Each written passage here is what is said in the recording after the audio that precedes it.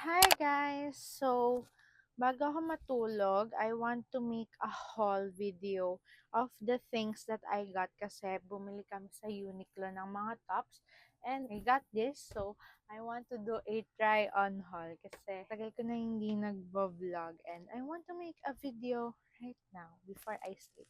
So, first is this top. So, actually guys, karamihan ng nabili ko puro galing sa kids section tapos nag-biggest size. So ito yung biggest size is 150. Pinakamalaki sa kids is 160. So this is the second biggest kids size and mas mura dun kaya dun na bumili. Nakalagay lang Lightning McQueen. Tapos sa likod, Kachow. It's the first stop.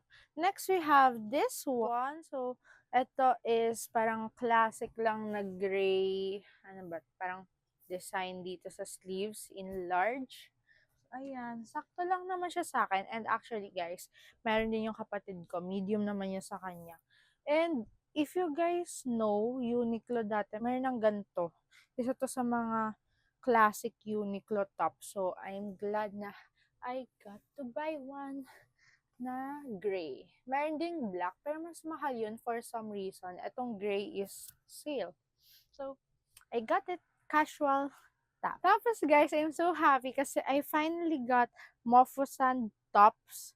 Kasi super cute nila and super nakikitan ako. Yung kapatid ko marami na siya. Pero ako, ito yung una ko ngayon. Yun na Mofusan top. So, cute lang. Orange. Bagay sa TS12.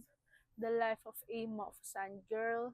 Tapos sa likod, tiyang, cute nila, diba? And this is yung una. Hindi siya black, parang dark gray lang. Cute lang for everyday din. Tapos ito yung second. From the same series ata ng Bread Meow. So, ayan guys. Another Mofusan top na 160. Ayan, pang kids to. Pati yung Mofusan na isa. Kid size ulit. Tapos, ayan. Sakto naman yung size sa akin and mas mura din sa kids section. Ayun lang guys, that's all the tops I got today for this haul. Thank you so much for watching. I hope you guys love this video. Bye-bye!